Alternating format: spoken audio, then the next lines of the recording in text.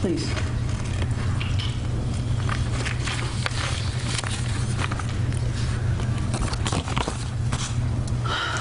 Good morning. Thank you for coming. I'm Kim Stewart. I'm the sheriff of Doña Ana County. I'm here this morning with the Assistant District Attorney, Mr. Gerald Byers, and I'm here with Detective Gabriel Sanchez. I wanted to address the public today about the arrest yesterday of Vincent Lopez. For background information, Mr. Lopez was a deputy for our department in the past. He served about 11 years from October 2003 to September 2014. During that time, he was both a deputy and a detective. His final years with us, he was a detective. He focused on sex crimes involving both adults and children. On May 23rd, we were contacted by the Las Cruces Police Department.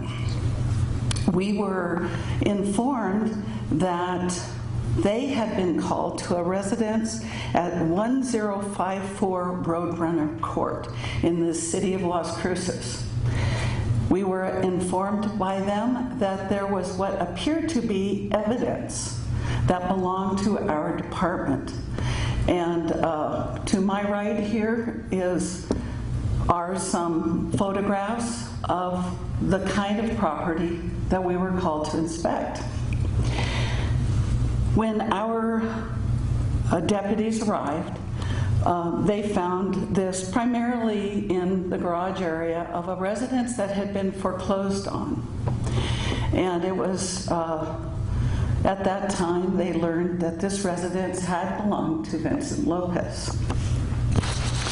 On May 27th, we did collect, of course, all this evidence, and by the way, this was a total of 72 individual pieces of evidence. It was collected and was brought to our station, and at that time, Detective Gabriel Sanchez was immediately assigned to begin to piece this puzzle together, because it truly is a puzzle. Some you can see were bagged, and what we call bagged and tagged. Some had evidence tape affixed to the bags. Some of the tags had some of the lines filled out, others had nothing. But it was apparent that they were from DASO cases. So on May 27th, Detective Sanchez, with the help of Detective Alan Barbosa, began the tedious job of putting all of this information, all of our records together with the property that we had found. I will say that took a lot of coordination between the district attorney's office, and they were notified immediately of them. Because you must realize that in order to follow cases through the system, it requires not only the district attorney's records, but also the court's records. So this was a tedious effort. It took a number of hours. In fact, until the arrest yesterday, this was Mr. Sanchez's full-time obligation, his full-time job, in order to determine exactly what had happened. So with that, we found 72 pieces of evidence was linked to 9 cases. I want to make it clear, this evidence, to our knowledge, never came to the Sheriff's Department. It came apparently, allegedly, with Mr. Lopez's investigations. He was in charge of seizing this evidence, and to our knowledge, he never brought it to the station. So there was a little bit of a puzzle there to determine, were cases filed where the evidence had not been processed correctly? Were there cases that had gone through the system and no one had, or cases were prosecuted and people had been wrongly accused? We had a lot of concerns. There's no question about it. In terms of what we wanted to say, or what I wanted to say, was this was a failure of leadership. This happened, of course, before my time. Mr. Lopez resigned in lieu of an investigation in September of 2014. So I wasn't here. The people who are in the command now were not in command then. So I can tell you that while we didn't have direct control or authority over this, we take responsibility for it. We take full responsibility, or at least I do. This was a betrayal of trust, a public trust. And when we found out about it on that fateful day in May, there was no hesitation on our part to do everything we could to bring cases to closure, to bring cases to prosecution. And out of this, we wanted to make sure that Mr. Lopez was held accountable. And I'll let the Assistant District Attorney speak more to some of the specific charges and statute of limitations questions. After we're done here, we will answer some questions. Please understand this is a continuing investigation, so we may not be able to be totally forthright about some of the answers because it is ongoing. So with that, I'll have Mr. Byers step up. Thank you. Thank you, Sheriff. Good morning. As Sheriff Stewart noted, one of the very first actions that they took was to be extremely transparent. They didn't farm this out to another agency. They took the bull by the horns, and they investigated it thoroughly. There was no shortage of investigators and detectives who sifted through all of the evidence, along with Detective Sanchez and their entire team, to arrive at the status where we are right now. Of course, one of our concerns was the impact on any of the cases. We learned that there was a total of 9 cases which had potential impact. However, as far as whether or not those cases are eligible for prosecution, the answer is that they are not. None of the cases are eligible for prosecution, and that is a result of a combination of either evidence issues that are totally unrelated to the evidence that was secreted by Mr. Lopez, or statute of limitations issues, such that the amount of time that has passed makes it prosecution impossible because of that statute. So the sheriff and her team were extremely concerned about the injustice that had been perpetrated by Mr. Lopez. And if I could just take a moment here.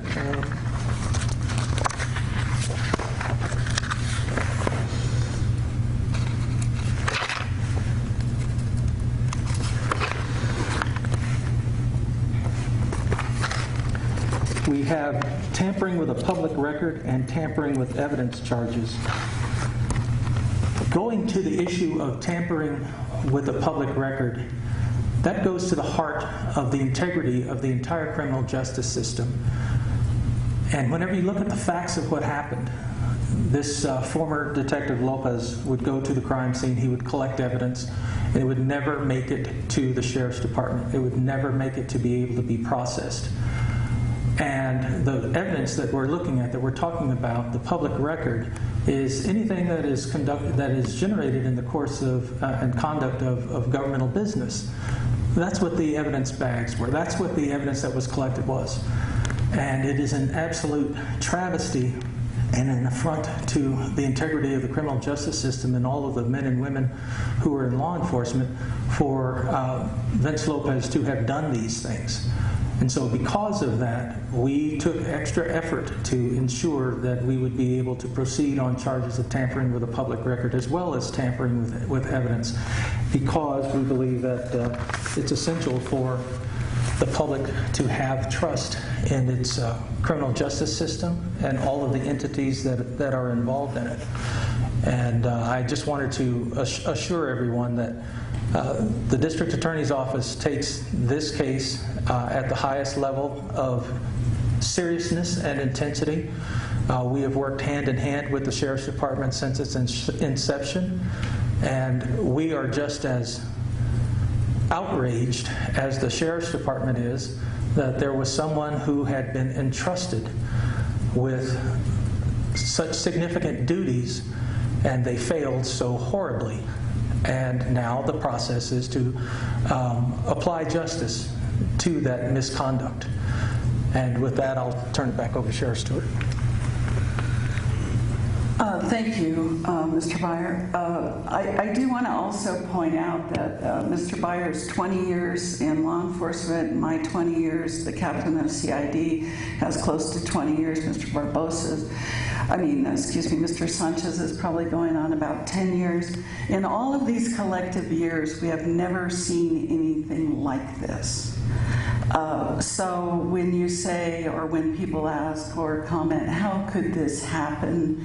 I will tell you, to walk into a room full of this was astonishing to all of us. So it's not something we ever encountered, any one of us, before, and we certainly hope it doesn't occur again. So with that, we'll take some questions if anyone has any.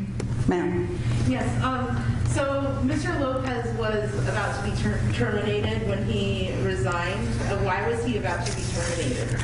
There was, to my knowledge, cases that he had not completed in a timely manner. And the more specifics on it, I don't know. But I do know that was the linchpin of what was causing the investigation to be initiated.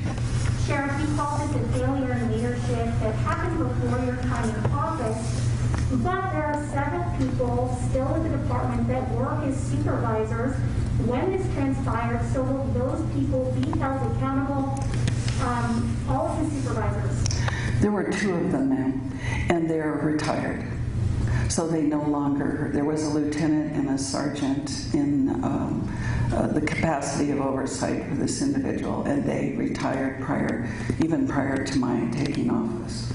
Are any of those supervisors or past leadership in question for these public mistakes as well? Will they be accountable for them? Not at this time. We probably would not be able to make that link. Tom? Question for the sheriff and for Mr. Byers. What's your message to the victims from these cases? Well, speaking personally, I'm very, very sorry. That's the bottom line. There's nothing more I can say about that. I take these things very seriously, and I think all of the people that stand with us today do. We could have put out a little press release and just slid it out, and never, you would have made a few calls and asked me a few questions, but we opted to do this differently. And we opted to come out to you and say, this should never have happened, and we're very sorry. Mr. Blair. And I would echo that, echo the sheriff's sentiments. This is the kind of thing that should never happen. And I'm sure that the sheriff has put in safeguards such that it is not going to be happening again in the future. For our office's part, we are in the process of reaching out to anyone who had a case that was affected by the misconduct of former Deputy Lopez to explain to those individuals in detail and to help them understand and to help them work through this process. But it is the first time in my experience as a prosecutor that I have ever seen anything like this or even heard about it in the state of New Mexico, because the majority of the time, all of our sworn officers hold themselves to such a high standard that they would never engage in anything close to this. Are you confident you know of all the cases involved with this detective are known? Yes, I believe at this time we are. There has been such an effort put forth since May 23rd to really link every piece of evidence to something. And as I say, we could never have done that with just looking at our records. We had to go and look at search warrant service and return of service, or Detective Sanchez did, and the district attorney keeps records. So by putting all of these parts of that puzzle together, we are confident of that, yes. Oh, and by the way, we're able to capture some of Mr. Lopez's computer records, and we also used those, or Detective Sanchez did, to piece that end of it together as well. Sheriff, how Was do a you... search warrant ever served on his current residence or anywhere else additional evidence might be stored? Yes, on May 28th, we did serve a warrant at his known residence at that point at 1950 Poplar Avenue. We did not recover any items of significance, but that was the concern was, is there more evidence out there that we hadn't collected? Beyond that time, he's not known to have his own residence. He has been living elsewhere. Sure. Let me get to this lady. Were any of the cases tied together, specifically the case of Alex Quintana? It was a rape case, and if so, what happened in that case? Can you describe that case a little bit and why he was really, why Mr. Lopez was really fixated on that case? If you guys have any theories on that? First, the details of that particular one I'm unaware of. I will tell you that, and I reviewed the interview with Mr. Lopez and the transcript, and we cannot assess a motive. We can't even speculate about the motive for this. So I don't think there was, that situation may be ongoing, correct? Yes. So I refrain from speaking of it further. Can you give examples of some of the evidence that's in these evidence bags? Sir? Can you point out some of this perhaps? You want me to go over that one? Yes. So some of the evidence bags that these are all evidence bags when you go to a scene, process the scene, and you're collecting it and placing it in each bag. So what we did is we went through each of these items, we took them out of the bag, we reprocessed everything as if it was a new fraction. And some of the items that were in here were, some of them were linked to the Alex Quintana case. There was knives, there was clothes, there was DNA swabs, there was forensic interviews, there was several things that he was investigating at the time, and that was some of the items that we found. Thank you. Anybody else? Judge, during the time frame of these investigations or these cases, did anybody suspect that there wasn't enough evidence or evidence missing in all these cases that he was investigating? No, sir. That's the point I tried to make earlier, is that the evidence never came to our station. It was never, even the process was never even initiated. So outside of the fact that this individual was assigned cases, the oversight, the supervisors would have had no way of knowing that this evidence was out there. So it's while we have systems in place now that are better, that could prevent some of this, I will tell you that this would have been hard to prevent without a lot of hands-on supervision at the time as to what he was doing on a regular basis. That would have probably been the only key that things were happening that we were unaware of. Sheriff, what will you do to prevent this from happening again in your department? Well, we'll never prevent it completely. As I said, we've never seen this, so let's hope we don't. When I got into office, and even when I was running, I did speak to the fact that there are records management systems that weren't fully being utilized, that there were very complex systems that people had not been trained on. We've remedied all of that now. We have far better access to what's coming in terms of case numbers that need to be followed up on. It's much more timely. That is, they aren't just languishing somewhere with an individual detective or deputy. There is an ability to follow up. But as I say, if people don't bring in the evidence, it's very hard to prevent something like this from occurring. I think really this to some extent was poor management by the sergeant and the lieutenant, who had lost touch with their responsibilities and the people they supervise. Sir? Yes. How many of these cases are in the past statute of limitations? Again, I guess the percentage-wise, what percentage number of these cases with evidence you found that are going to have to be prosecuted for?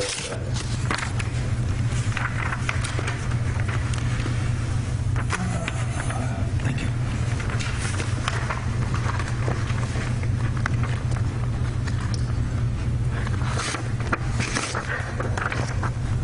Both the Sheriff's Department and the District Attorney's Office looked at the cases that had been affected, and we looked at it in the category of whether or not it is eligible for prosecution.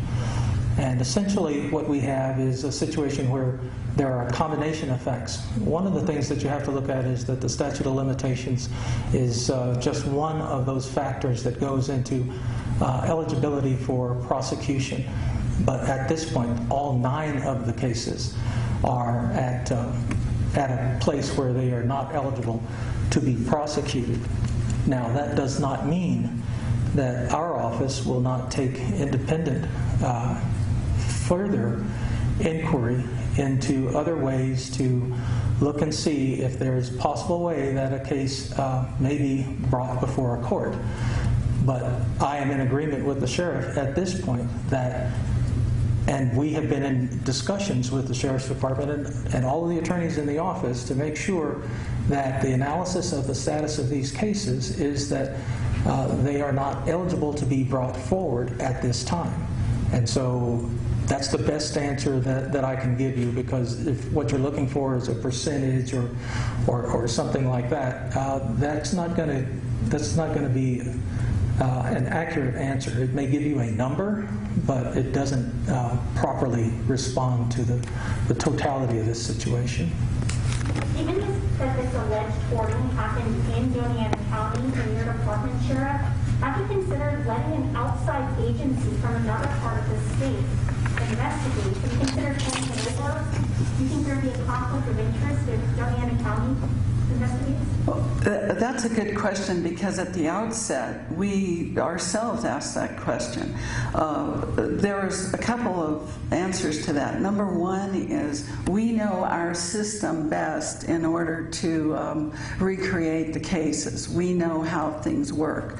So to bring in somebody from the outside to try to, we would have to train them how to research. and we wanted to get this done in a timely manner. I will tell you that we did contact the FBI, and there are potential federal violations. So they have been alerted from the very beginning that we're involved in this. So it wasn't a decision we made solely, but to expedite it and get it taken care of in a quick manner, or a accurate and quick manner, we opted to do it ourselves. But we did discuss that at the outset. Let me get this. What's the policy for detectives and officers bringing evidence home? Is that ever okay, or is it not okay? It's never okay. It's never okay. There's something called chain of custody of evidence, so you're limiting the hands that touch it. So if I seize evidence and I bring it in, it goes to the evidence locker, and then it's picked up by the evidence technician to be processed. You're seeing that the hands that touch it are very limited, and that's what you want. This evidence, we don't. In the 6 years since this was left, we don't know how many hands touched this. So those are, yes, forbidden in all circumstances. Crystal? Are any other deputies being investigated, or is there any reason to believe that there may be other deputies involved, or that may have known that this evidence was missing, or that Mr. Lopez was hiding this evidence? No, there is no evidence to that. Detective Sanchez did reach out to colleagues who worked with Vincent Lopez at the time, who were still with us. They didn't work closely with him, but we did proceed along the line that perhaps it was widely known, but we have no evidence of that. And we did want to make sure that that stone was turned. Anybody else?